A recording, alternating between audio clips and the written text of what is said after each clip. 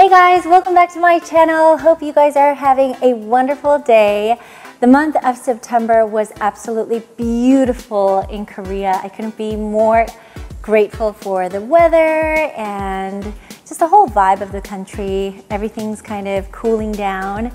I have a few favorites that I wanted to share with you this month, so let's get right into it.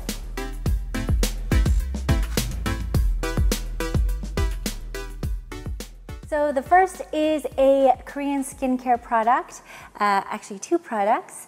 They are by a brand called Bonaire, and it is this oil here and this face cream right here. It's the Blue Smoother Face Oil and their Velvet Cream, and I use them together. I usually use them in the evening. And when I use them, I really feel like it completely calms my skin. I do have some redness on my cheeks, so it really calms that down. It's very hydrating, very moisturizing, and the next day my skin looks like it's really glowing. So I love using this combination. So Bonaire is a brand that is famous for using high quality fermented oils. So that's what makes this brand quite special. Love this. And on days that my skin feels irritated, very dry, I love just, cleaning my face and just slathering this on and going to bed. So this is the next item that I've been loving this month. So has my husband.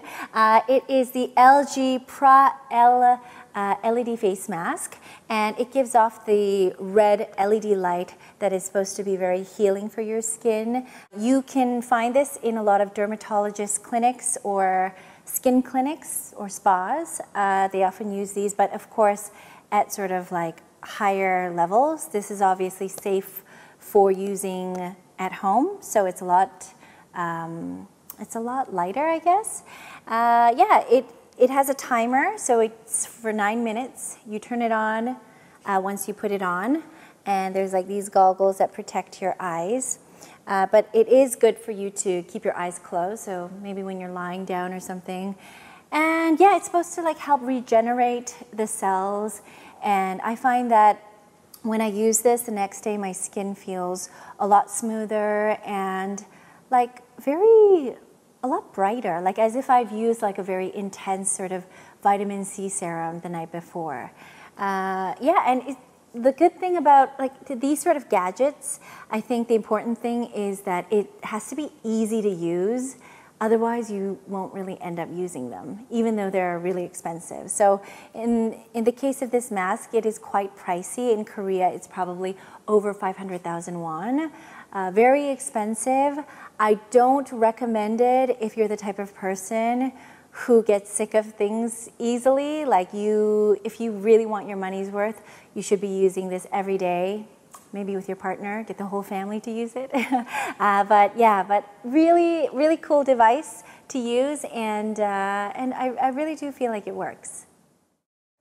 So the next thing I've been loving this month is an audiobook called The Danish Way of Parenting. This is actually the second time I'm listening to this book because I think it has really, really good points in it. But a few that really resonate with me is one, Danish parents teach their child how to reframe a situation, and I thought that was really neat because realistically we're always going to face conflicts. We're not always going to have a great day. Bad things happen to us, and instead of really crying about it and being upset about it or pretending that everything is okay, Danish parents deal with it in a very realistic way and help the child be independent in terms of allowing them to reframe the situation on their own. So whether it be thinking about it in a different perspective where you are grateful for what you do have and not focusing too much on the bad thing that has happened to you.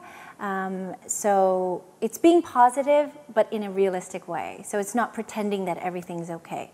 So that was a really good point. Another one is just having honest and open communication with your children. Oftentimes we want to shield our children from all the bad things that happen, and we want them to live like a happy, comfortable life. But the truth is one day they're going to go off on their own, and we're going to have to teach them to be independent when that day comes. So even if they don't want to hear it, even if it is a little bit uncomfortable, it's just having an honest talk with your kids about difficult topics as well. What else? I think also the one thing was just talking about big emotions. I think children have really big emotions, and we do too, adults do too, but when children have big emotions, sometimes we always tell them, you know, don't cry, like you don't need to cry, it's not a big deal, and we sort of downplay things, but it's sort of like really respecting the child as a human being, and really respecting what the child is feeling. So yes, they are experiencing a big emotion, and instead of downplaying that emotion, it's really listening to the child and looking at things in the perspective of that child. So another really good point that resonated with me from the book was talking about praising and sort of limiting praising, because I think especially in North American culture and Korean culture as well, parents tend to praise their child a lot because they want to, you know, like give them a sort of positive experience with everything, right? And they want to be encouraging. But when you look at Danish parents, they apparently don't, they're very intentional with their praises, and they don't praise too often. So they praise their children for things like hard work or kindness, or just basically the process of something as opposed to sort of the final result of something. So I thought that was really interesting as well. I think when you have kids, it's really important to read a parenting book and get inspiration, because sometimes you sort of get stuck into things, and when you are a parent, it's inevitable that you become very tired as well, and you have big emotions yourself.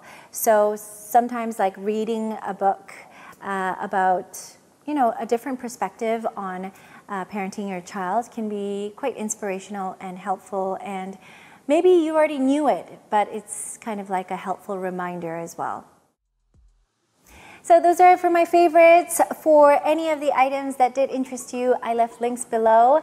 Hope you guys enjoyed this video, and I will see you guys next week. Have an amazing day. See you soon. Bye. 안녕.